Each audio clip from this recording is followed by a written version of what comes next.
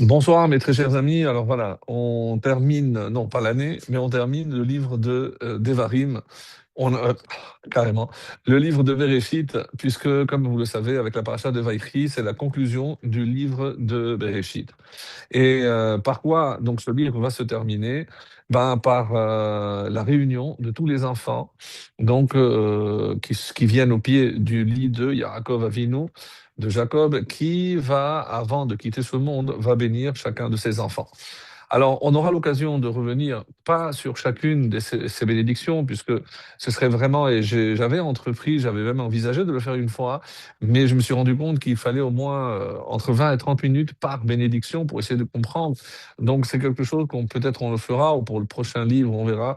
En tout cas, ce qu'on va essayer de faire aujourd'hui, c'est de faire le lien entre le début de Bereshit et le début, la fin et le début de Bereshit. Donc, est-ce qu'il y a un lien? Est-ce qu'on peut trouver quelque chose qui unit une ligne conductrice qui traverse tout le livre de Bereshit en somme. Et vous allez voir, c'est assez surprenant ce que l'on va découvrir ce soir, un peu avec les Midrashim et aussi, si le temps nous le permet, et surtout ma voix, ben, Ezrat Hashem, et ben aussi avec des sodotes, on va dire la partie la plus cachée de la Torah, à savoir le Harizal entre autres, et Rabbi Yonatan Epeshutz, qui nous révèlent des choses vraiment fascinantes sur la conclusion de ce livre et comment on le rattrape au début. Par ailleurs, donc, ce qui est assez étonnant, si je vous avais demandé, imaginons qu'un papa s'apprête à quitter ce monde et il réunit tous ses enfants pour leur adresser ses dernières volontés, peut-être ses bénédictions. Alors, il est clair que ben, je pense que comme nous tous, ben, on aurait souhaité que Dieu accompagne, que Dieu guide chacun de nos enfants, que chacun trouve sa voie, etc., etc. Alors, évidemment, nous, on n'est pas Yaakov Avinu, cela est un fait. Hein. Mais ce qui est surprenant, c'est la teneur de ces bénédictions. En effet, si on parle souvent, comme le parallèle avec la fin de Devarim, c'est pour ça que je m'étais ma langue a fourché au début, puisque la fin de Devarim aussi se termine par Vezot Abracha.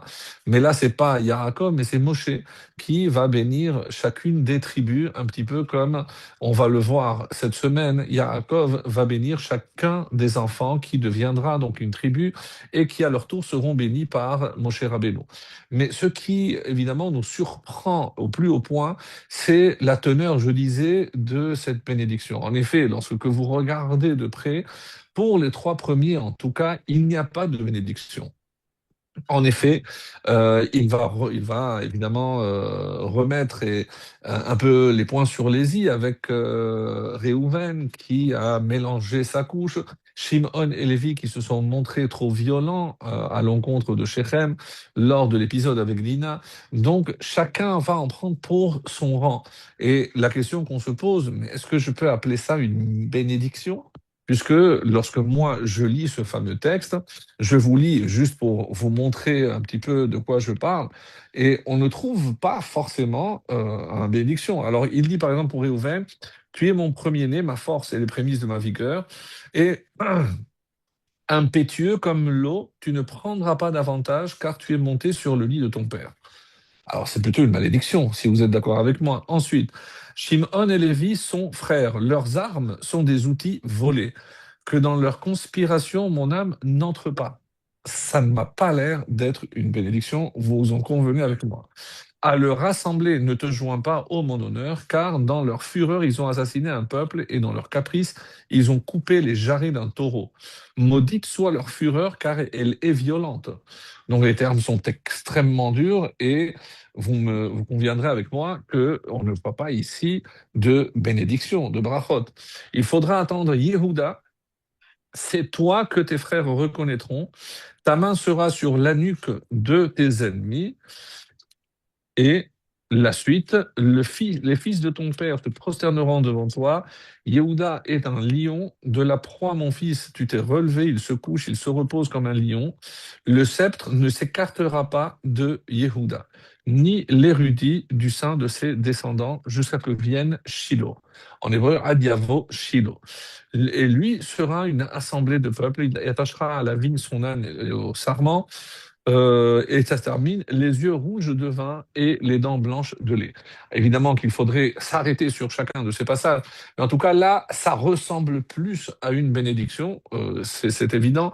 Zevulun résidera sur le littoral, Issachar est un âne aux eaux solides, il se repose entre les frontières. Alors, de quoi est-il question? Alors, en quoi on a l'habitude de dire que ça c'est une bénédiction qu'il a adressée à ses enfants? Et on reviendra dans un deuxième temps, si vous me permettez, sur l'introduction à ces brachot. Lorsque le papa, Yaakov, va réunir tous ses enfants en ces termes, Vaïkra Yaakov, il les a appelés, Vaïomer, et il leur a dit, rassemblez-vous et je vous dirai ce qui vous arrivera à la fin des jours. Alors, comme on l'a déjà souvent cité par le passé, Hachem l'a empêché de révéler la fin, puisqu'ils ne vont pas connaître la fin, mais il va juste dire, regroupez-vous et écoutez, ô fils de Yaakov, et écoutez Israël, votre père. Et là, il commence avec Réhouven. Alors, si en hébreu, je vous dis, Vaïkra, il les a appelés, et il leur a dit quoi? Hé, assez faux, rassemblez-vous. Très bien. Et là, je vais vous parler. Veshim'o, et écoutez. Mais après, avant, il dit hikabetsu.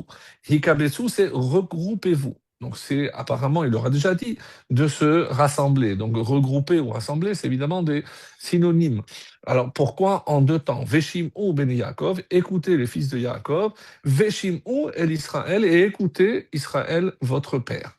Alors, évidemment qu'ici, il y a des questions qu'on est obligé de poser et on va aller à la recherche des réponses. Vous allez voir, assez fascinant, comme je vous l'avais promis, puisque He assez fou, c'est déjà dit une fois, après Hikabtsu, rassemblez-vous, regroupez-vous, pourquoi deux fois, et écoutez comme s'il y avait ici deux choses à écouter, ou en tout cas Veshim'u à deux reprises dans le même verset. Donc ça, c'était l'introduction aux bénédictions. Et maintenant, si vous me permettez, on va attaquer directement une explication de notre maître qu'on vénère et qu'on aime beaucoup, Abravanel. Alors, je sais que peut-être certains s'attendaient à ce que je parle du 10 Tevet, c'était aujourd'hui bien sûr, mais comme je pense qu'on l'a laissé derrière, alors si on a l'occasion, on en dira un petit mot, si le temps nous le permet, peut-être en conclusion. Quoi qu'il en soit, je vous invite cordialement à lire dans le livre La Rose du Livre, je vais y trouver. La Rose du Roi, dans le livre La Rose du Roi, donc dans le chapitre sur la paracha de Vaïchi, il y avait des choses intéressantes qu'on avait dites sur le dit Evet, et je vous invite à lire ou à le relire. Alors, je lisais Abrabanel qui dit Hashe'ela betachlit habrachot ha'ele bichlal. Donc, lui, il pose la question, mais c'est quoi le but de ces bénédictions? Puisque, comme nous l'avons signalé, il n'y a pas vraiment, on n'a pas l'impression qu'il s'agisse que de brachot. Im hayu devarav letachlit bracha, si l'objectif de toutes ces paroles, c'était la bracha, que Moshe et c'est vrai qu'on va le voir à partir de Birkat Yehuda. Alors, avec Yehuda, oui, là, on voit des promesses faites à Yehuda, ça ressemble à des bénédictions.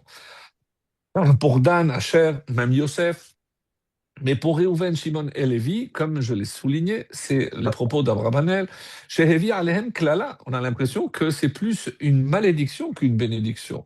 Ve'imba leochiach, et si c'est pour les réprimander, Almaasehem megunim kemoshir et Mibirkat Reuven, Shimon et Lévi, donc en rappelant les erreurs qu'ils avaient commises, Yikshe me'od bihuda uzvulun ve'dan ve'asher, she'en lahem tochacha kim hagadat ha'atid.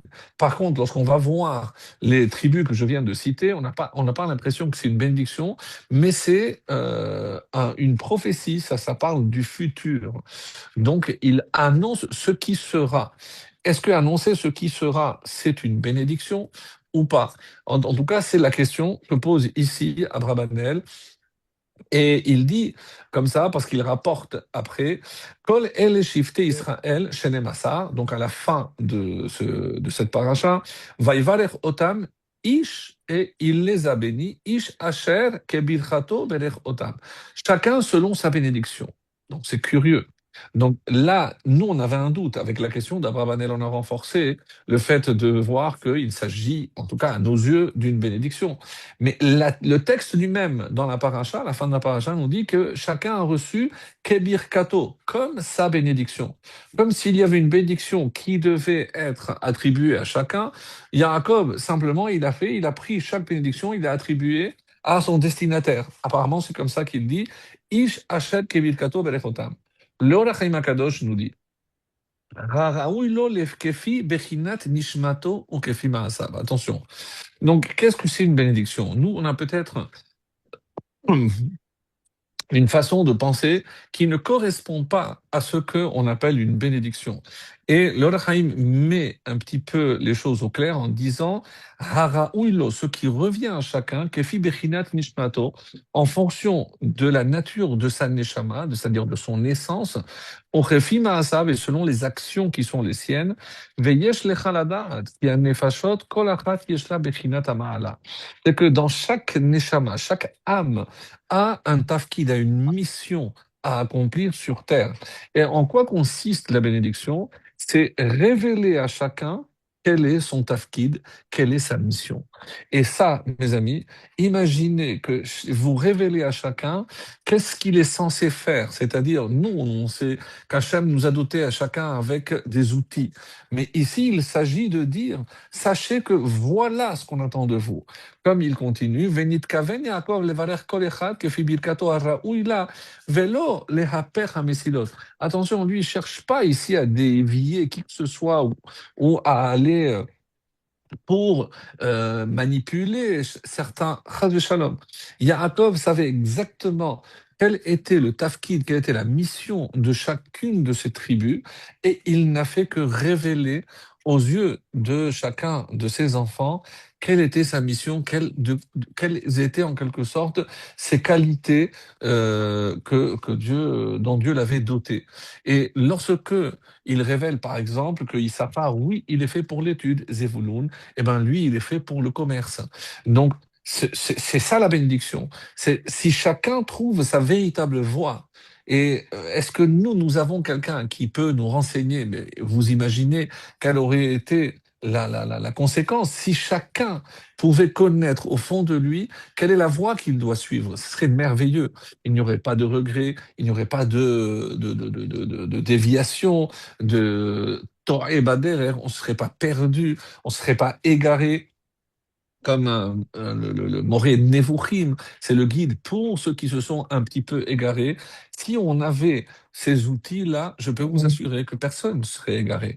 Parce que c'est clair, on a une ligne devant nous, on sait où on doit se diriger.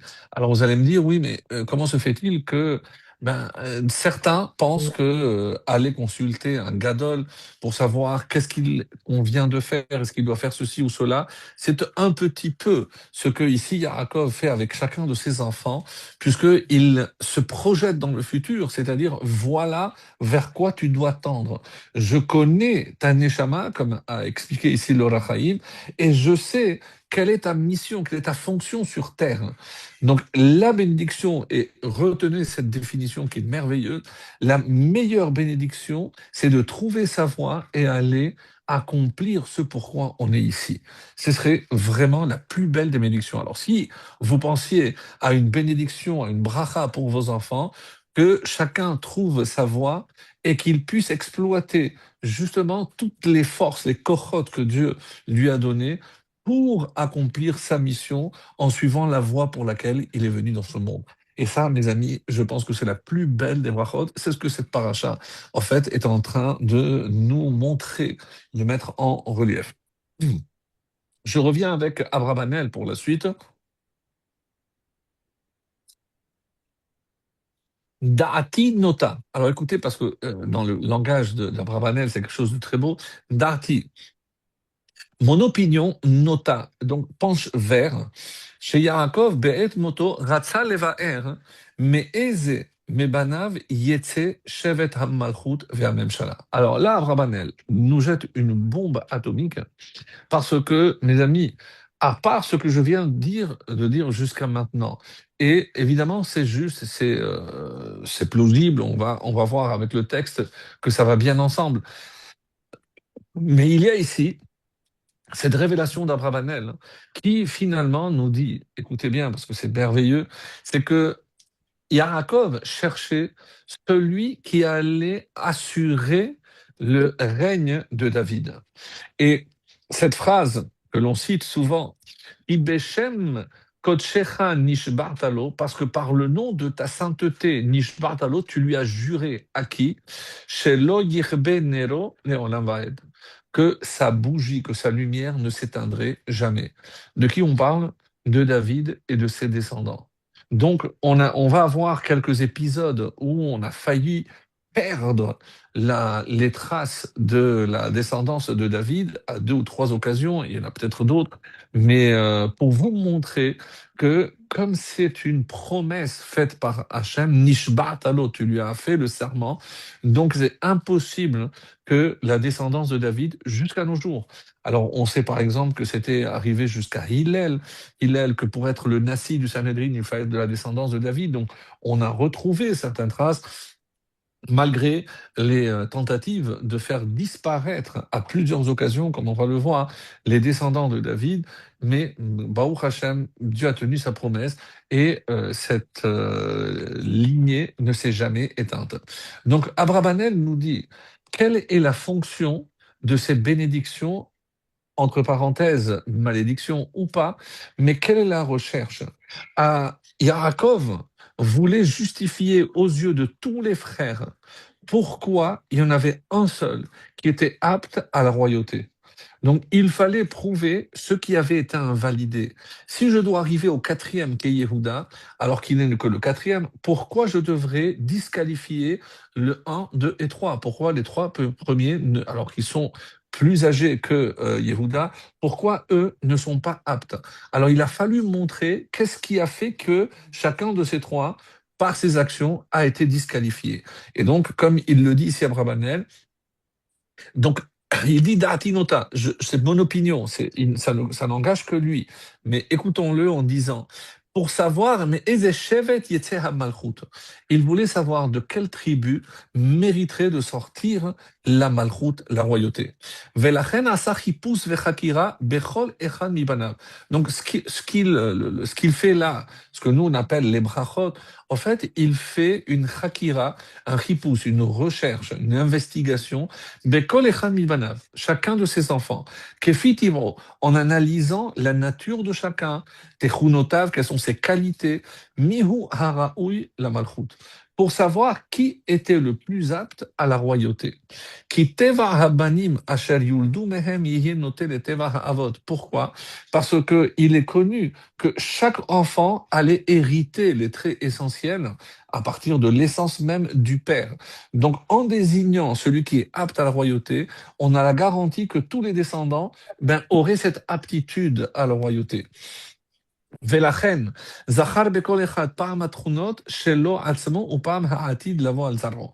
Et c'est pour ça qu'ils se projettent, pour certains d'entre eux, dans le futur, pour dire, toi, par rapport à tes qualités, voilà ce que tu peux faire.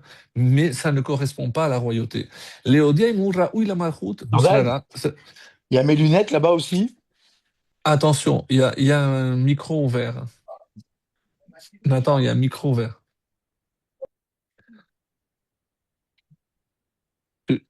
Je suis, Tu- je suis.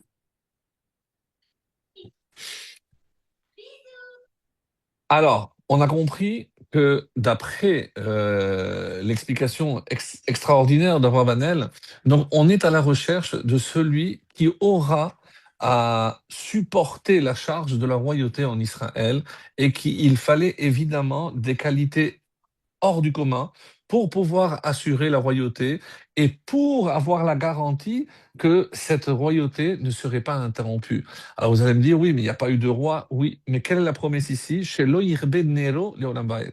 Quand on fait Birkat Alevana, en tout cas lorsque le temps nous le permet, alors on dit David Melech Israël Chai Vekayam. Donc comment on peut assurer une chose pareille? David, il est toujours là. Oui, c'est la preuve qu'à chaque génération, il y a évidemment, alors est-ce que lui-même le sait ou pas, mais en tout cas, sa descendance ne s'est jamais, cette lignée ne s'est jamais interrompue, et on peut assurer, sans l'ombre d'un doute, d'une hésitation, pourquoi? Nishba'atalo, parce que Hachem en a fait le serment. Donc, c'est évident, sûr et certain, qu'à chaque génération, alors on peut même dire qu'il y a un Mashiach potentiel. En tout cas, chaque génération, il y a un descendant direct de David qui peut se révéler. Alors, par la suite, comme on va le voir, on a lu la bénédiction de Yehuda. Et qu'est-ce qu'il dit? Lo yasur shevet mi Yehuda mchokek mi ben raglav. Alors, on dit ad ki yavo Shilo. Donc, jusqu'à l'arrivée de Shilo. Shilo, la valeur numérique, c'est 345. D'ailleurs, certains disent comme Moshe, jusqu'à l'arrivée de Moshe, qui est le premier Goël. Mais si j'associe Yavo, 13 sans le Vav, donc c'est 358. Et 358, mes amis, c'est la Gematria de Mashiach. Donc, jusqu'à la venue du Mashiach, donc ça sera, depuis Yehuda, il n'y aura pas d'interruption jusqu'à, et c'est comme ça que c'est rapporté dans le traité Sanhedrin 5a, Lo Yasur Shevet mi Yehuda, Elu Raché Galouyot. Alors, qu'est-ce que on enseigne par là? C'est même quand on sera à la galoute, lorsque sera en exil, donc il n'y aura pas de roi, il n'y aura pas de temple, mais ceux qui seront à la tête, les exilarques, comme on les appelait, Bevavel, Becherudim et Israël, Bechevet ou Metroket, Menagav, Elu Bene Banav Shel Gilel, qui étaient donc tous les présidents d'Assi, du Sanhedrin, étaient des descendants directs de David. Shemlamedim Torah Barabim, c'est eux qui avaient comme charge d'enseigner la Torah. Donc c'est très étonnant parce que vous, on se dit le Yasur Shevet, le sceptre ne quittera jamais Yehuda, ça c'est le signe de la royauté. Mais on apprend ici que tous les descendants de David n'avaient pas comme simple mission d'être roi, mais faire en sorte que la Torah ne se perde pas, et ils avaient comme mission aussi de transmettre l'enseignement de la Torah. Alors, donc Shmuel, donc on va le voir, mais j'aimerais vous dire, par exemple, j'ai dit jusqu'à Moshe, mais qu'est-ce qui se passe avec Moshe? Alors, dans le traité de Zévarim, à la page 102, il est écrit, Bikesh Moshe Malchut Lo Zaron. Moshe, il a demandé la royauté. Il voulait la royauté pour lui et ses descendants. Velo netanolo. Mais Akadosh Baruch Hu n'a pas concédé à cette demande. Pourquoi? Parce qu'il lui a dit Al tikrav halom, n'avance pas jusque la halom. Et qu'est-ce que c'est halom? En halom est la malchut. Halom, c'est la malchut. Tu pourras être prophète, tu vas être chef, mais tu ne seras pas le roi. Parce que, et d'où je le sais, parce que c'est marqué au sujet de David, Mi anochi Hashem Elokim ki heveetani ad halom. Parce que qui je suis pour que tu m'aies amené jusque-là. Et on dit jusqu'où? Jusqu'à la royauté. Donc le terme de halom désigne la royauté. On a vu que ça a été refusé à Moshe Rabbeinu. Donc, il y a un texte, la vérité c'est qu'il faudrait peut-être le lire dans les détails, mais je vous laisse aller voir. C'est dans le deuxième livre des rois au chapitre 11. De quoi il est question là-bas? Donc c'est Achazia, c'était le roi d'Israël, et Atalia, c'était sa mère. Et là-bas, Ra'ata ki met bena, vatakom vate'abed et kol zara malchua, vatikach Yehoshua bat hamelech Yoram ve'Atalia, Achot, la sœur de Achazia.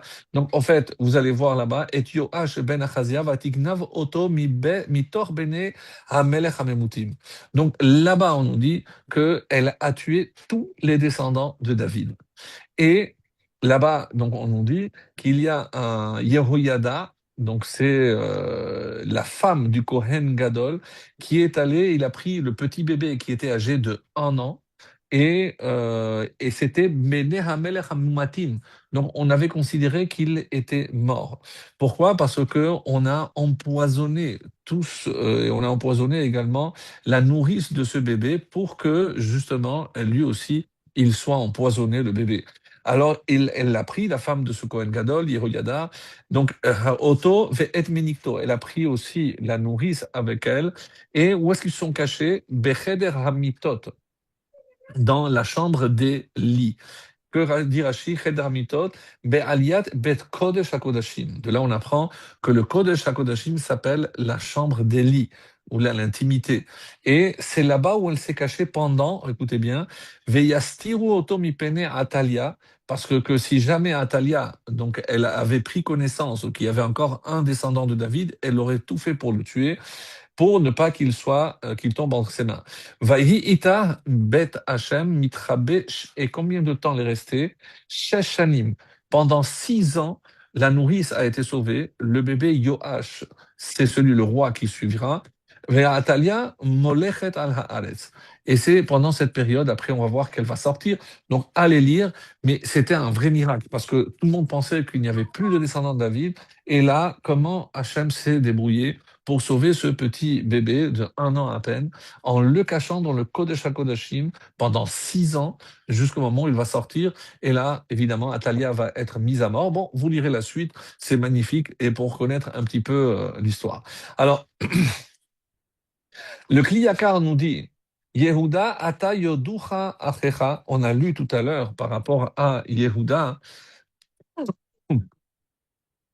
qu'est-ce que les frères, hein, quand on a dit Yehuda, Atayoducha Achecha, on a dit c'est toi que tes frères reconnaîtront.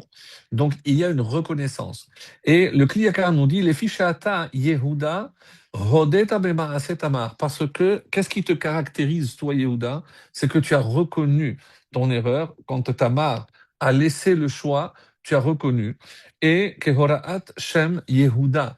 Et c'est pour ça que tu portes ce nom. Yehuda, c'est celui qui est rodé, celui qui reconnaît, pas simplement celui qui remercie. Alken, mida keneged mida, yoducha achecha. Toi, tu as reconnu tes erreurs, tous tes frères te reconnaîtront comme celui qui est leur supérieur. Lecha mamlachut velo yevoshu keshem sheata hayita modé velo bosh mileodot. Et ils n'auront pas honte, même pour ceux qui sont supérieurs, en tout cas qui sont plus âgés que toi, parce que de la même façon que toi, tu as reconnu, tu n'as pas eu honte de reconnaître la vérité, eh ben, tes frères reconnaîtront ta grandeur et t'accepteront comme leur supérieur, autrement dit comme le vrai roi. Alors, comme dit le Mahamar ici, vers Avdi David. Donc, c'est un passage que je vous lis très rapidement, qui est très beau. Achiluk ben Yosef et Yehuda. Donc, la différence entre Yehuda et Yosef, on va en parler, puisque c'est ce qui va nous permettre de faire le lien avec le tout début de notre livre de Bereshit, jusqu'à la fin, jusqu'à sa conclusion. Alors, Yehuda, Humilashon, Hoda'a. Alors, si je regarde l'essence de chaque nom, et c'est pour ça que c'est tellement important, Yehuda, c'est de la Shon Hoda'a, reconnaissance. Yosef, c'est Milachon Hosafa, c'est un rajout, Yosef, les Hosif. Ve'inyana Hoda'a bepashtut hu shemodel idvar metuyam. Autrement dit, celui qui reconnaît, ben, il reconnaît, c'est la reconnaissance d'après le sens simple. Af she'eno muvan besirlo. Même s'il ne comprend pas quelque chose, il le reconnaît. Yehuda exprime la soumission. Lui, Yehuda, il ne pose pas de questions et il sait se soumettre à la volonté divine. Ve'inyan zehu bekoach ha'asiya shehi bederach kfiyah. Omnam, par contre, pour Yosef, שהעניין לא רק מתקבל בשכלו, אלא עוד זאת שמוסיף בחוכמה. Donc, lui, il analyse, il est beaucoup plus intelligent, mais malheureusement, donc, cette intelligence peut faire en sorte aussi qu'il cherche à reconnaître. On a un exemple de Shaoul. Shaoul, d'ailleurs, on dit comment si, d'après ce qu'on vient de dire, le premier roi aurait dû être de Yehuda, comment Shaoul a été nommé alors que lui vient justement de Yosef. Eh bien, on nous dit parce que comme ils ont forcé, ils ont exigé un roi, ils ont eu un roi qui ne méritait pas d'être roi. Shaoul s'est emprunté, même si au début, évidemment, on a pris un tzaddik. Mais comment ça va se terminer? Où est-ce qu'il a perdu sa royauté? C'est au moment où il était censé, justement, parce qu'il a reçu l'ordre de tuer toute la descendance de Amalek et même le bétail. Alors, lui, d'après sa logique, il a dit, c'est pas logique de tuer le bétail. Pourquoi il faudrait tuer le bétail? Donc, il a interposé son intelligence à une soumission, à un ordre qui vient directement d'Hachem. Et ça, c'est le danger avec Yosef. Yosef qui a une intelligence qui peut lui tourner de mauvais, malheureusement, lui jouer de mauvais tours. Parce que cette intelligence, lorsqu'elle est utilisée à mauvais escient, alors que Yehuda, lui, il ne cherche pas à comprendre. Et c'est par exemple ce qui va être dit par rapport à comment se fait-il que Shaoul, une erreur et il a tout perdu, et David, il a quand même commis 2 erreurs, comme dit la Gemara, et ben, on lui a pas tenu rigueur, il n'a pas perdu la royauté. Alors, Alors, c'est pour ça qu'on te demande quel est le secret. Et une des réponses du Rav Shmulevitch, entre autres, c'est parce que justement, il ne cherche pas à comprendre.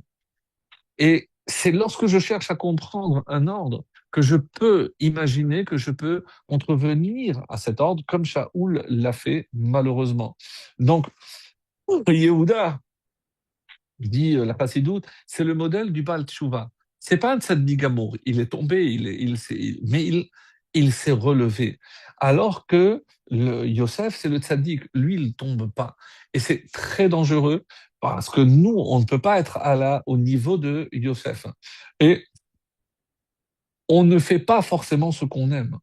Comme vous le savez, dans la Torah, on doit faire ce qu'on doit faire.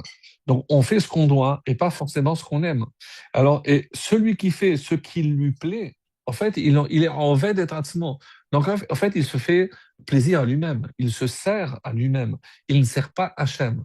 Et c'est pour ça que la Torah n'a jamais donné de raison valable aux mitzvot. Parce que si je pense savoir ou connaître la raison d'une mitzvah, eh ben, si pour moi, un jour où cette raison n'a plus lieu d'être, alors quoi, j'enlève une mitzvah, donc comme le roi Chizkiyahu. Chizkiyahu qui a dit, pourquoi Piria Verivia, pourquoi Hachem il va te condamner parce que tu n'as pas fait Piria Verivia. Alors il a dit, mais moi, je ne fais pas Piria parce que j'ai vu que je vais mettre au monde un rachat.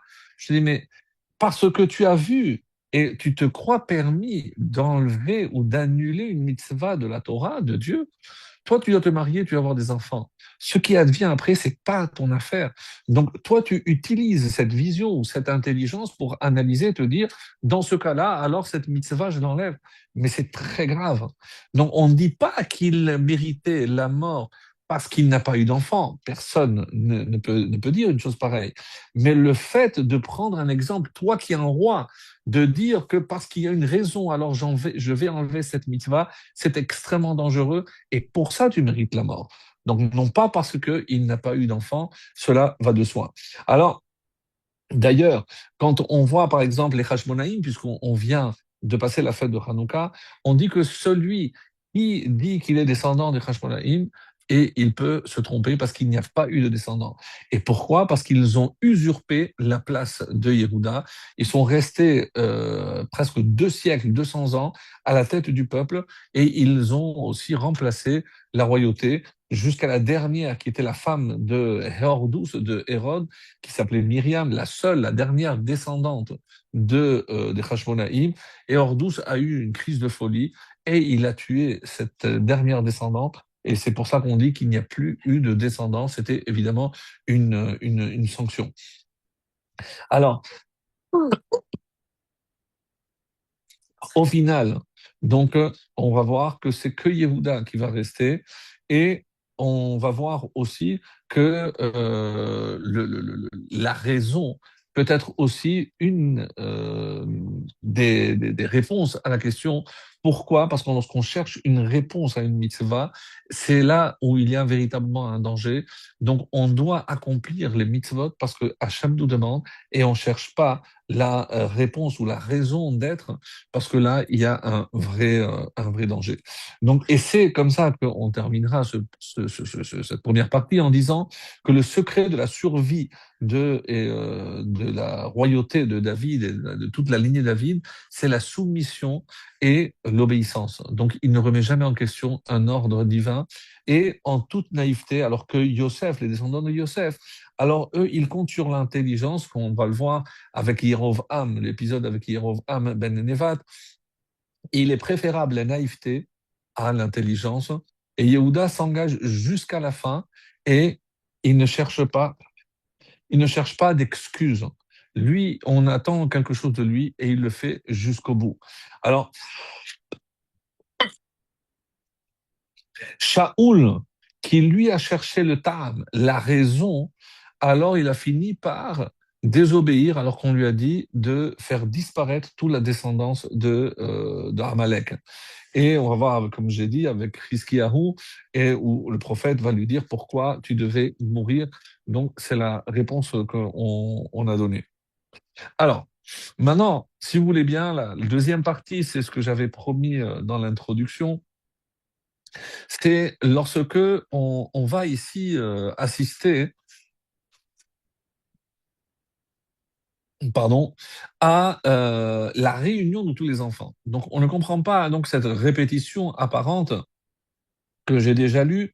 Donc, il a appelé, ensuite il leur a dit rassemblez-vous, après regroupez-vous, écoutez, écoutez. Donc, il y a pas mal de questions. Alors, il y a ici, pour essayer de comprendre ce qui se passe, il faut remonter un petit peu en arrière et on n'a pas eu l'occasion de commenter la Haftara de la semaine dernière. Alors, dans la Haftara de la semaine dernière, que je vous ai préparé ici, donc c'est tiré du livre de Yechezkel, le chapitre 37. Vaïhi devar Hashem, et là il est mort, la parole d'Hachem me fut adressée en ces termes. Donc un texte qu'il faut vraiment connaître, c'est une très belle haftara, un passage très important. Pourquoi? Parce que, et c'est assez étonnant, parce que nous savons que pendant les 7 Shabbatot où il y a ce qu'on appelle la consolation, a été choisi pour la consolation? C'est le prophète Isaïe, Ishayahu. Alors que ici, on ne comprend pas pourquoi c'est Yecheskel qui annonce ce qui suit. Et de quoi parle-t-il? Et toi, fils de l'homme, à part le tout début du livre de Yecheskel, où on nous dit qu'il s'appelle Yecheskel ben Bouzi, par la suite, il sera toujours appelé Ben Adam, fils de l'homme. Donc, est-ce que c'est un peu une connotation péjorative ou pas? Donc, on va aussi répondre à cette question. Et vous allez voir, assez surprenant. Alors, Dieu lui dit, prends-toi un morceau de bois et écris dessus pour Yehuda et les enfants d'Israël, ses compagnons. Et prends un autre morceau de bois et écris dessus pour Yosef, un morceau de bois d'Éphraïm et toute la maison d'Israël, ses compagnons. Rapproche-les l'un de l'autre pour toi en un seul morceau de bois et ils n'en feront qu'un dans ta main. Ici, on assiste à un miracle. Donc, il lui dit de prendre 2 morceaux sur un. En gros, c'est Yehuda, ici c'est Yosef et Ephraïm. Il les met ensemble et ils deviennent un morceau. C'est évidemment une prophétie. C'est comme vous le savez à l'époque de Yerovam. Je vais vous lire très rapidement. Que s'est-il passé à ce moment-là? Euh, Ici, donc, lorsque, à la mort de Shlomo Ameler, c'est son fils Rechavam qui a été nommé à la tête. Et là, malheureusement, donc il a été peut-être mal conseillé, ou en tout cas, il n'aurait pas dû faire ce qu'il a fait. Et Roboam se rendit à Shechem, donc c'est important ce lieu aussi, car tout Israël était venu à Shechem pour le faire roi, puisque c'est le fils de Shlomo Ameler. Or, dès que Jéroboam, le fils de Névat, l'a pris, étant encore en Égypte, où il avait fui loin du roi Salomon, Jéroboam revint en Égypte. Et qui va être Jéroboam? Celui qui va être nommé le roi dans le nord pour 10 tribus. On l'envoya appeler et Jéroboam, avec toute l'assemblée d'Israël, arriva. Ils s'adressèrent à Roboam, en disant, ton père a rendu dur notre joug, mais toi, à présent, allège la dure servitude de ton père et le joug pesant qu'il nous a imposé, et alors nous te servirons. Nous sommes le livre 1, premier livre des rois, au chapitre 12. Je ne vais pas vous lire plus, mais c'est à partir de là il y a ce qu'on appelle le schisme. Là, il y a une rupture. Pourquoi?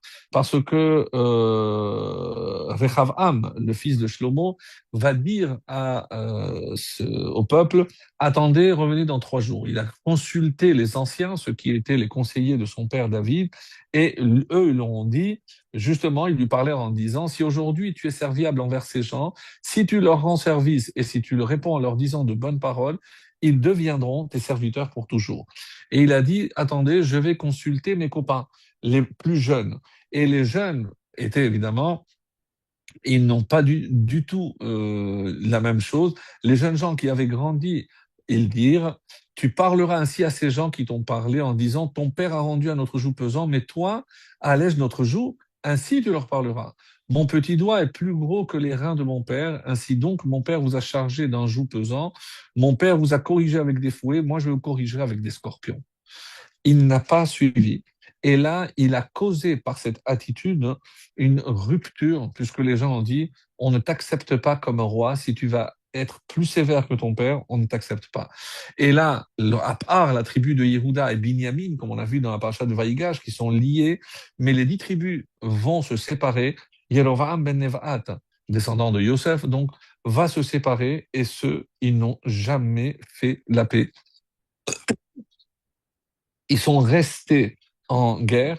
Les 10 tribus, comme vous le savez, vont finir par disparaître. Seule la tribu de Yehuda et une minime partie de Binyamin est restée. Et malheureusement, c'est comme ça que ça s'est soldé, donc ce fameux schisme.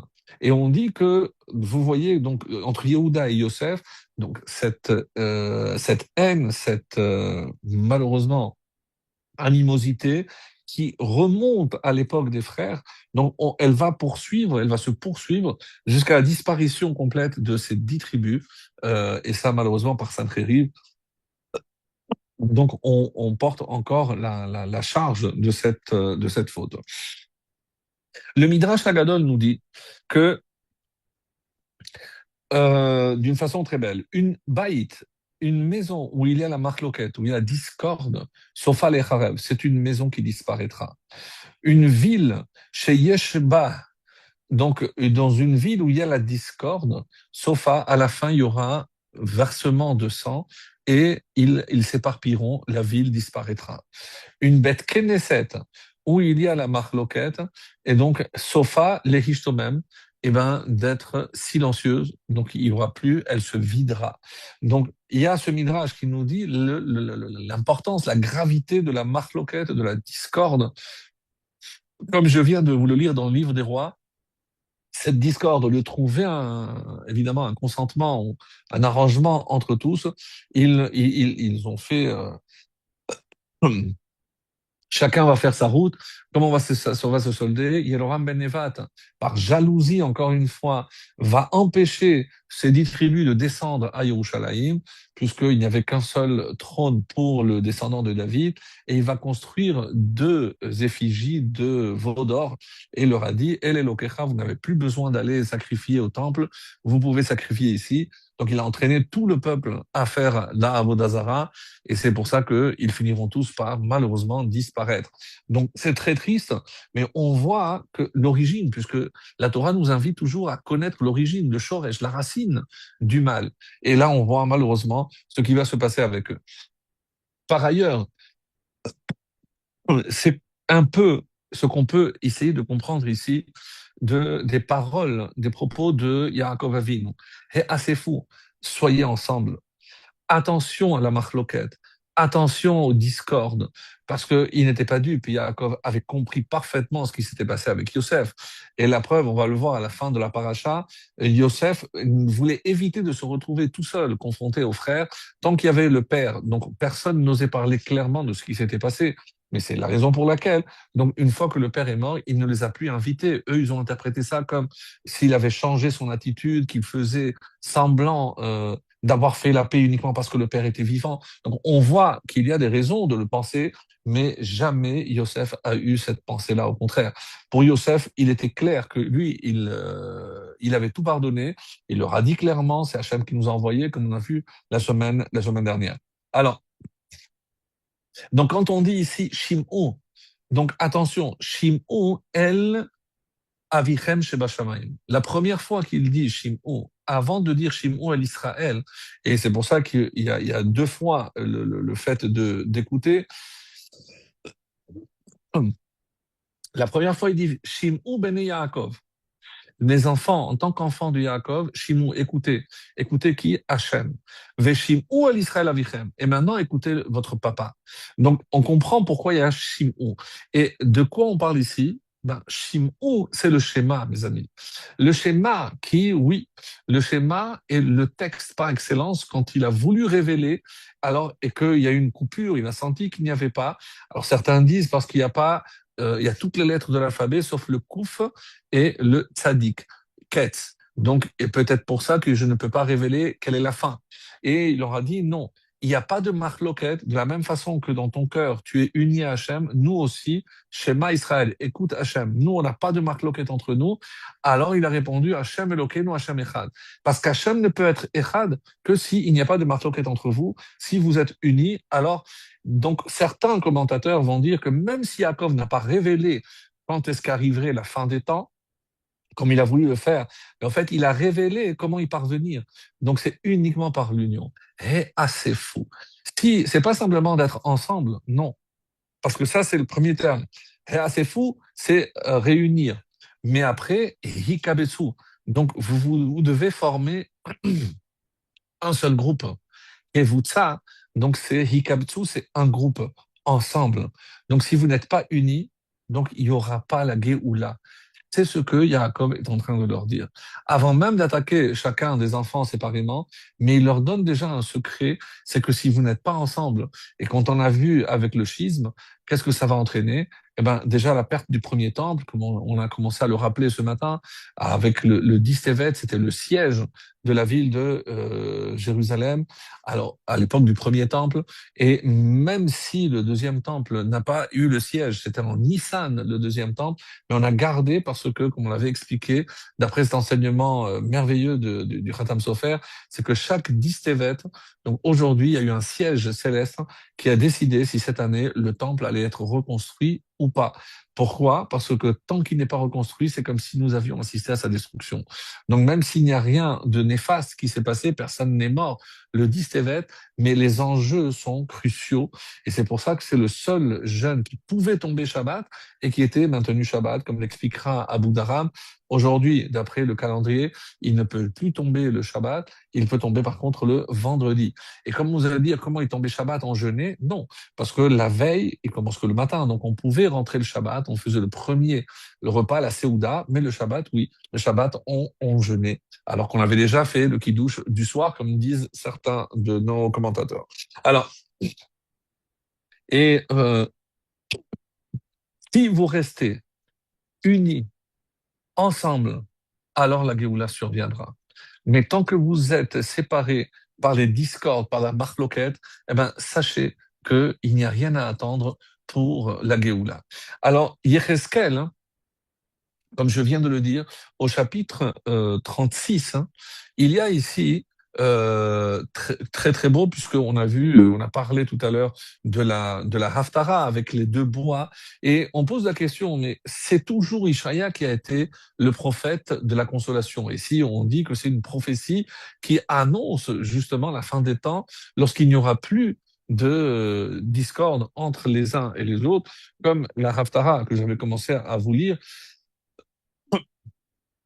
et regardez, la suite le dit clairement, puisque par rapport à la suite, on dit Ve'avi David melech alehem bero echad yashuv ala haaretz. Donc avec un Vehayu ha'etzim asher tirtov, donc il y aura la paix entre Yosef et Ephraïm, et Natati otam alav, alors je vous le dis en français, et les morceaux de bois sur lesquels tu écriras seront dans ta main, sous leurs yeux.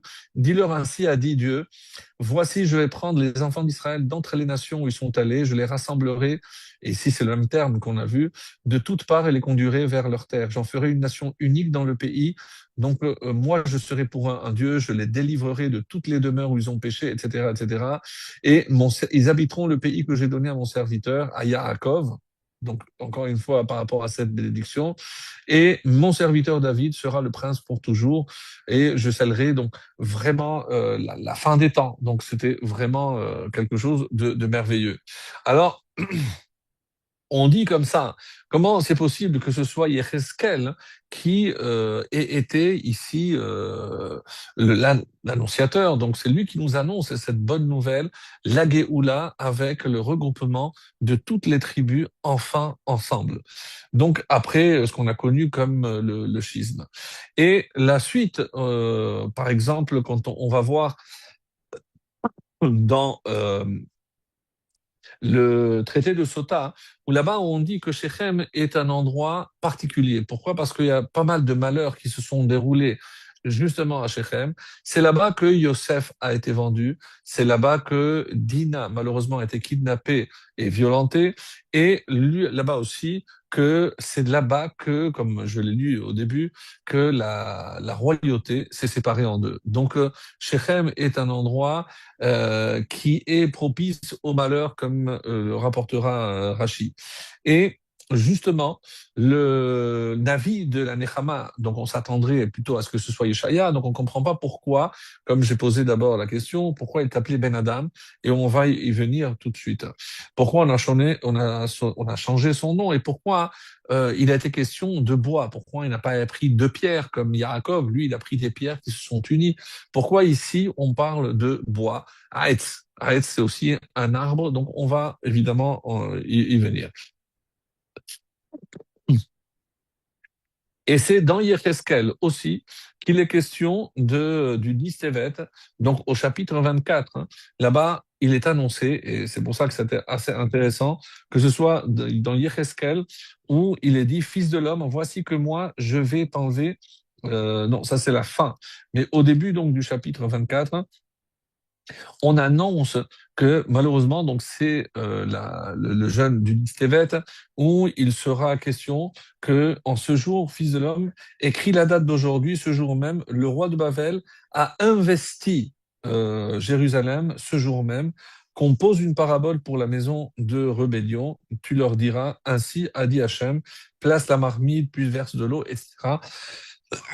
C'est le chapitre, début du chapitre 24, où il est question, et là-bas, le 10e mois, le 10 du mois, donc c'est le 10 Tevet. Donc Yecheskel annonce le siège de Jérusalem aussi. Donc c'est assez étonnant qu'on parle évidemment de Yecheskel et vous allez voir encore, puisque à la fin de ce même chapitre, et on n'a pas d'explication en tout cas, la parole de Dieu me fut adressée en ces termes, fils d'homme, Ben Adam. Voici que moi, je vais t'enlever brutalement ce qui charme tes yeux. Mahmad Enav, la prunelle de tes yeux. Qui sait? Mais tu ne te lamenteras pas, tu ne pleureras pas, et les larmes ne viendront pas à tes yeux. Soupire et tais-toi. Ne mène pas le deuil des morts. Attache ton turban sur toi, mets tes sandales à tes pieds et ne te voile pas la moustache et ne mange pas le pain apporté par les gens. Donc, aucun signe de Havelout, de deuil. Je parlais au peuple le matin et ma femme mourut le soir. Alors, Dieu lui dit que brutalement, sa femme allait mourir. Pourquoi? Est-ce qu'il a fait une faute, etc. En tout cas, rien n'est dit, rien n'est écrit. On ne comprend pas très bien ce qui se passe. On va y arriver. Alors, par rapport donc à ce qui existe, le lien qui existe entre Yosef et Tzion, pour ceux qui s'en souviennent, on avait dit que c'est la même valeur numérique. Yosef 156 et Tzion, la ville de Jérusalem, et aussi 156. Le Midrash cite une liste extrêmement longue de toutes les ressemblances qui existent entre la ville de Jérusalem et Yosef. Là-bas, on dit que ce soit en bien ou en mal, tout ce que Yosef a subi, la ville de Jérusalem subit, comme je l'ai dit, en bien ou en mal, la liste est très belle, mais donc on voit qu'il y a un lien. Alors là maintenant la question, puisque dans le prophète Isaïe, Vayetzer Chut Choter Migeza, alors c'est la Haftara que l'on lit à Pessah, et donc il y a un texte magnifique, Veyatsa, donc c'est Odayom. Donc pour ceux qui connaissent, c'est Yeshayahu chapitre 10, chapitre 12. Et donc c'est qu'est-ce qu'il dit là-bas? Veyatsa Choter, un rameau poussera de la souche de Yishai, le papa de David, et un rejeton germera de ses racines, et un esprit d'Hachem reposera sur lui, un esprit de sagesse et d'intelligence, un esprit de conseil et de force, un esprit de connaissance et de crainte de Hachem. Il sera imprégné de la crainte d'Hachem, et c'est lui qui va juger. Donc, il nous annonce la fin des temps. Donc, comme vous le savez, c'est tout ce qui est marqué à la fin. Donc, par rapport à cette vision messianique. Le loup habitera avec l'agneau, le léopard s'accroupira avec le chevreau, et le veau, le lion et la bête grasse, ensemble, et un jeune enfant les conduira. La vache et l'ours paîtront, et ensemble leurs petits s'accroupiront, et le lion se nourrira de paille comme le bétail. Donc, la vision idyllique des temps messianiques. Et à la fin, et écoutez bien, parce que ça reprend toute l'idée par laquelle on a commencé, la jalousie d'Éphraïm disparaîtra et les oppresseurs de Yehuda seront retranchés. Éphraïm ne sera pas jaloux de Yehuda et Yehuda ne persécutera plus Éphraïm. Ils voleront vers la frontière des Philistins au couchant. Ensemble, ils pilleront les habitants. Leurs mains s'étendront sur Édom. Alors, la vision idyllique, donc non seulement les temps messianiques, mais il n'y aura plus de jalousie du tout entre Éphraïm et Yehuda, Éphraïm le fils de Yosef. Donc tout ceci pour nous dire, regardez qu'il faudra apparemment atteindre ou attendre la fin des temps pour assister à ce que cette jalousie cesse définitivement. Alors, par rapport donc à ce qu'on a dit, et comme vous le savez, la Torah cherche, comme Rabbi Tzadok Cohen de Lublin nous dit, que si je veux comprendre l'essence d'une chose ou d'un nom ou d'un mot, je dois voir toujours la première fois qu'il apparaît. Et si je vous disais, où est-ce qu'apparaît pour la première fois la jalousie? Vous allez me dire Caïn et Hevel. C'est pas faux, mais c'est pas juste aussi.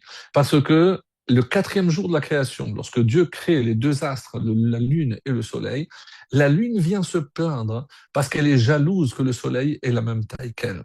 Et alors, qu'est-ce que Hachem va dire? C'est comme le Midrash rapporte, ben, tu as raison, maintenant tu vas t'amoindrir. Et la lune a été amoindrie, un souvenir que l'on commémore à chaque Rosh Chodesh, puisque la lune a été amoindrie. Et donc Hachem demande d'ailleurs qu'on offre chaque Rosh Chodesh un Korban Khatat pour quelle faute d'avoir à rapetisser la lune. Alors, sans rentrer dans tous les détails, parce qu'on a déjà vu cela, mais c'est la première fois que la kin'a, que la jalousie apparaît. Et donc ça, c'est la source de toutes les sources. Elle va continuer, cette jalousie, et on va la retrouver tout le long de Bereshit. Donc là, on est remonté à la création. Mais par la suite, évidemment, vous allez me dire Caïn et Hevel, mais avant cela, il y a dans le Pirkei de Rabbi Eliezer, pour ceux qui connaissent, donc on dit que la première fois qu'il a vu le serpent, que les anges, ils servaient à manger à Adam, qu'il a vu comment Adam était traité, comment Adam profitait de cette femme merveilleuse, tellement belle. Donc il a été jaloux. Le serpent, Samakel, l'ange du mal, appelé comme vous voulez, il a été jaloux. Il a été jaloux de l'homme. Alors certains disent, mais comment un ange peut être jaloux? Il y a pas de jalousie. Oui, il n'y a pas de jalousie entre eux, entre les anges, il n'y a pas de jalousie. Mais oui, la jalousie des anges à l'égard des hommes, oui, elle existe. Ensuite, vous allez me dire, donc, mais où on a continué? Qui avait goûté le fruit? C'est Chava. Donc Chava a fait le calcul. Si maintenant, moi qui ai mangé, je vais mourir, et Adam va avoir une autre femme. Donc c'est la jalousie. Et à cause de cette jalousie, elle va proposer à Adam à manger. Si on vit, on vit ensemble, mais si on meurt, on mourra ensemble. Donc il y a aussi la jalousie de Chava par rapport à une autre femme que Yaakov aurait pu avoir. Alors, tout ceci pour nous dire, et vous comprenez qu'il y a quelque chose ici d'extrêmement intéressant par rapport à cela. Et où est-ce que je retrouve? Évidemment, Caïn et Hevel. Caïn et Hevel, pourquoi? Parce que on dit qu'il y avait deux raisons pour lesquelles il était jaloux. Et dans Pirkei de Rabbi Eliezer, que j'ai déjà présenté dans sa traduction en français, pour ceux qui l'ont, au chapitre 21, il y a des choses formidables qui sont dites là-dessus. Et le fruit et du fruit de l'arbre qui est au milieu du jardin. Donc, une braïta rapporte, Rabbi Zera dit, du fruit de l'arbre, l'arbre n'est autre que l'homme qui ressemble à un arbre, selon les mots, car l'homme est l'arbre des champs. Donc, qui est au milieu du jardin? Au milieu du jardin, c'est là un euphémisme pour ce qui est au milieu du corps, la Brit Mila. et qui est au milieu du jardin, qui est au milieu de la femme. Et le jardin, ce n'est autre que la femme comparée à un jardin. Donc, des similitudes vraiment merveilleuses. Mais ce que je voulais vous dire, c'est les propos, l'enseignement de Rabbi Tzadok dit une grande jalousie et de la haine pénétrèrent le cœur de Caïn envers son frère Hevel, car l'offrande de ce dernier avait été agréée.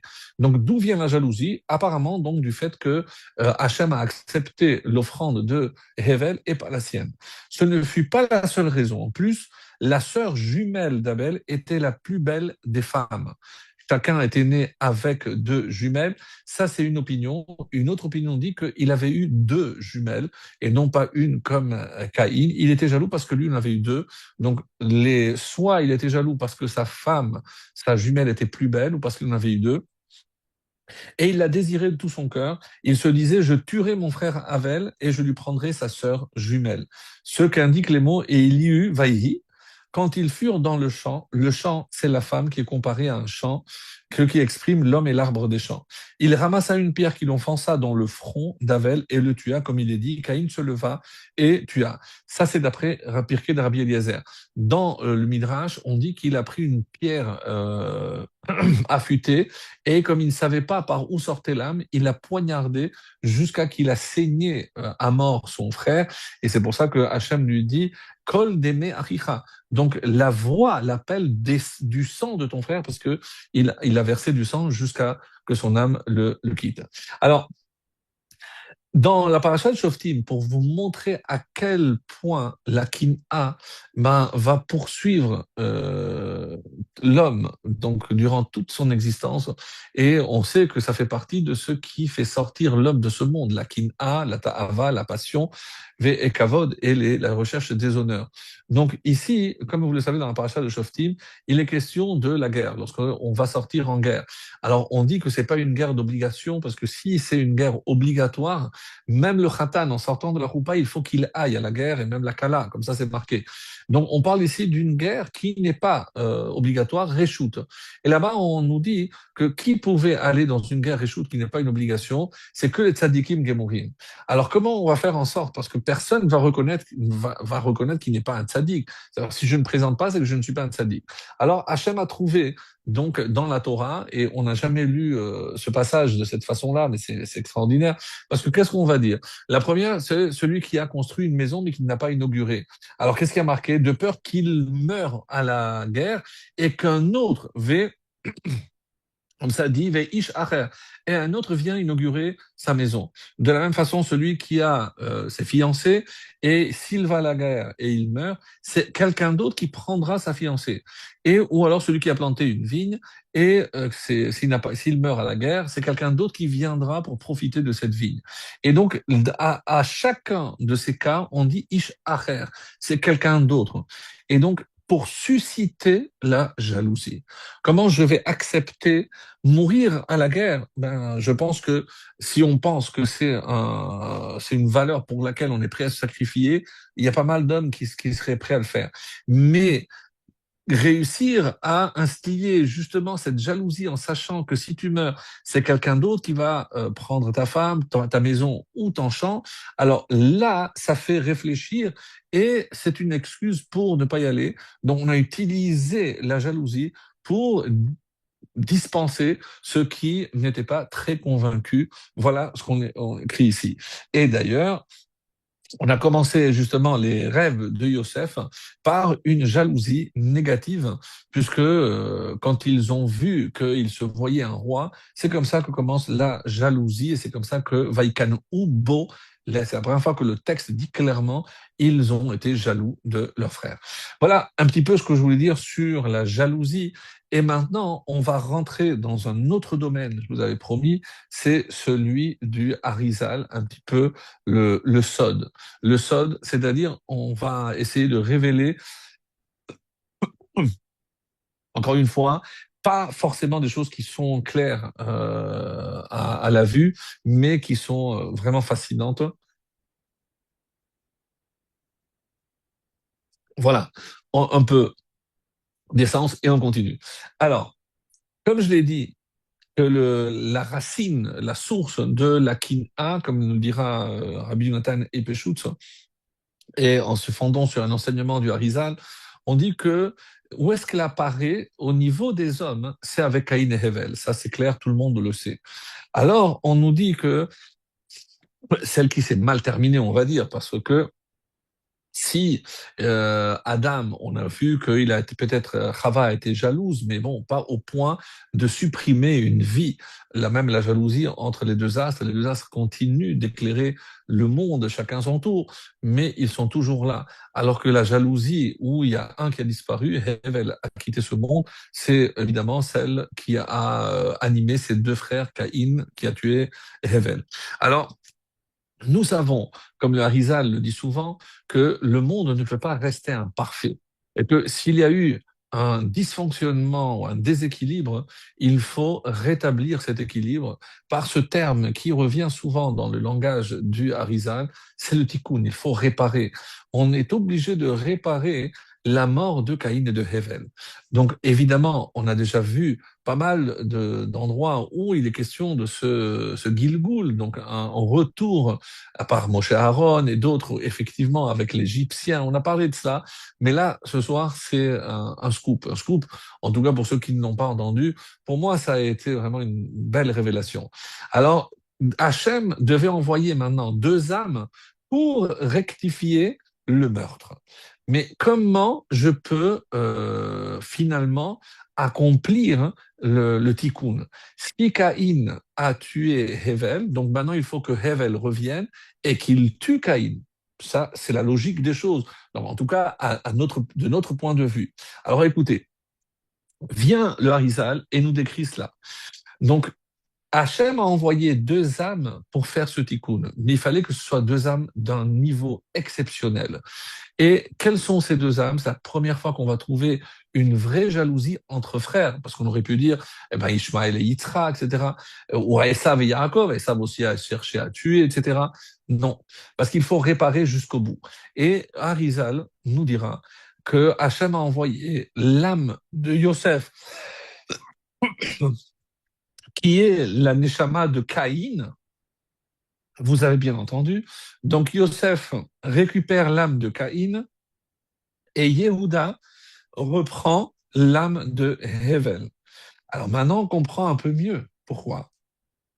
Parce que si maintenant je dois faire le tikkun, il faut que Hevel se venge et tue Caïn. Et que ce que je viens de dire, que Yehuda, c'est Hevel et Caïn, c'est Yosef. Donc lorsque Yehuda cherche à tuer Yosef, ce n'est que le tikkun du meurtre de Hevel par Caïn. C'est ce que le Harizal nous révèle ici.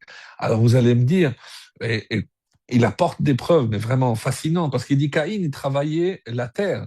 Donc le premier rêve de Yosef, il parle de quoi? Des tiges, donc c'est le fruit de la terre.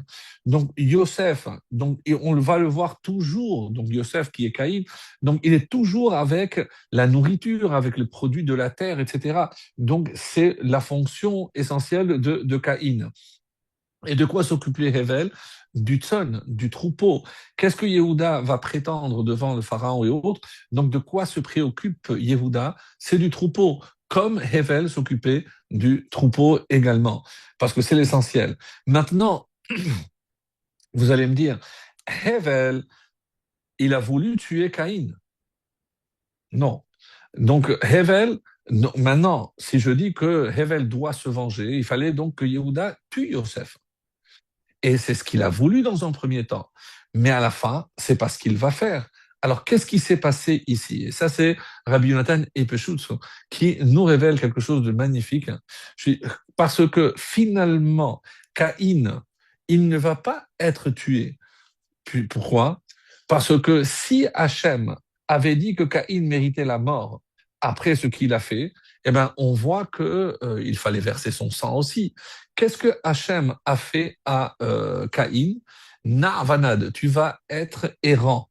Donc tu vas errer d'un bout à l'autre de la terre. Donc ici, Na'vanad. Alors qu'est-ce qu'il a dit Yehuda? Eh bien, on va faire la même chose avec Caïn, autrement dit Yosef.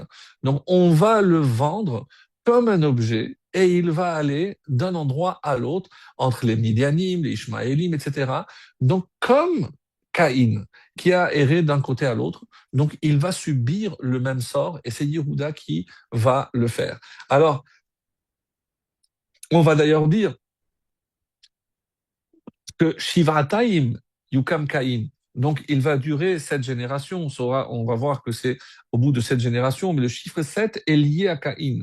Et on voit que Yosef aussi, il a les 7 années qui va séjourner, donc les 7 années d'abondance, les 7 années.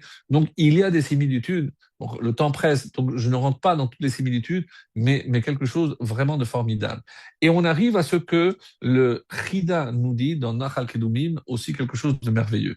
Il nous dit que Yosef représente, on avait dit que c'est la même valeur numérique que Tzion, la ville de Jérusalem, mais c'est aussi la Kin'a.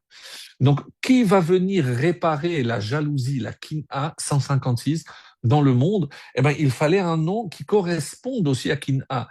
Donc, Yosef vient réparer la faute de la jalousie dans le monde. Et c'est pour ça que la valeur numérique de Yosef est égale à celle de Kin'a, qui veut dire la jalousie. C'est comme ça qu'il nous le dit. Alors, on sait qu'il n'y a pas deux noms différents dans toute la Torah qui aient la même valeur numérique, sauf à une exception près, d'après ce que nous dit ici le Chida. Moi, évidemment, je n'ai pas vérifié, mais vous pouvez le faire. Donc, il y a un autre nom d'un personnage qui équivaut aussi à 156. Vous ne serez pas étonné si je vous disais que c'est Yechezkel. Si je prends Yechezkel et je trouve la valeur numérique 156. Alors, le Chida nous dit, mais qu'est-ce que Yechezkel vient faire ici? Pourquoi lui aussi c'est jalousie ou c'est 156 comme Yosef? Et on nous dit que Yosef et Yehuda n'ont réparé que Palga Dechet, que la moitié de la faute. Quand on a analysé la faute de Caïn et Hevel, on a dit qu'il y avait deux raisons. La première, c'est parce que l'offrande a été acceptée. Donc, il a apporté quelque chose de la terre, lui, il a apporté quelque chose du bétail. Et là, donc, il y a eu une réparation par rapport à cette raison-là. Mais il reste une autre raison, c'est celle de la femme. Et qu'est-ce que j'ai lu tout à l'heure par rapport à Yecheskel à la fin du chapitre qui a commencé par le Distevet? Donc Dieu lui annonce que il va perdre la femme. Et pourquoi cela? Parce que si Yosef c'est Caïn et Caïn a pris la femme de Hevel une fois qu'il était mort, maintenant il faut que pour réparer cette faute, il perde sa propre femme. Et là, nos yeux s'ouvrent sur des révélations extraordinaires ou des passages où on ne comprend rien, mais tout prend un sens extrêmement profond. Yecheskel devait perdre sa femme pour enfin terminer de réparer la faute de Caïn et Hevel, chose qui n'avait pas été réalisée par Yehuda et Yosef. Et c'est comme ça qu'il va nous dire, parce qu'il y avait deux raisons à cette jalousie, on avait dit, et c'est dans le Pirkei de Rabbi Eliezer, si vous avez le temps, allez lire le chapitre 23, vous verrez tout ce que je suis en train de vous dire. Et c'est pour ça que Mahmad Enav, c'est celle qui trouve grâce à ses yeux, la prunelle de ses yeux, c'est sa femme qui va disparaître. Parce que Caïn a pris la femme, ou la jumelle selon les versions, et c'est pour ça maintenant que l'on comprend autre chose aussi de merveilleux, comment il est appelé toujours Yecheskel, Ben Adam. Nous on a dit, bon ben, c'est un humain. Non, c'est le fils de Adam, Adam Arishon, puisqu'on parle ici que c'est Caïn. Donc Ben Adam, le fils d'Adam. Donc Yecheskel vient pour réparer la faute du fils de Adam. Et donc tout le long où Hachem l'interpelle toujours par ce terme Ben Adam, c'est pas du tout péjoratif, c'est pas pour l'amoindrir, c'est au contraire pour qu'il comprenne quelle est sa mission, son tafkid ici sur terre, parce qu'il vient réparer enfin et terminer la faute de Caïn et de Hevel. Et je poursuis pour nous dire, parce que j'ai pas répondu à toutes les questions. Et pourquoi on prend les bois? Pourquoi pas un autre matériau? Pourquoi? Parce qu'on dit que tout a commencé à partir de la lune, comme on l'a expliqué. Et c'est ce qui va entraîner que la femme va manger de l'arbre de la connaissance. Et du coup, on ne peut plus accéder à l'arbre de la vie. Et donc, les deux arbres ne peuvent pas se rejoindre. Donc, maintenant, que représentent ces deux arbres? Un, on a dit c'est Yehuda et l'autre c'est Yosef.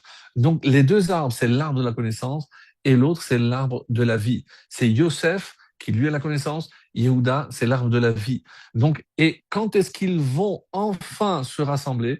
On dit à la fin des temps, et c'est ça, on va enfin voir la jonction de ces deux Haetzim, pas des morceaux de bois simplement, mais c'est les deux arbres, l'arbre de la connaissance et l'arbre de la vie. Et c'est là où on assistera finalement à la fin de tout le tikkun, et il n'y aura plus de kin'a, de jalousie entre les tribus, comme il a dit Yeshaya, que lorsque tout sera enfin réparé, concernant surtout la jalousie, on aura cette ardoute et qu'il n'y aura plus de jalousie entre les tribus, c'est-à-dire il n'y aura plus de jalousie entre les frères. C'est de cela qu'il s'agit.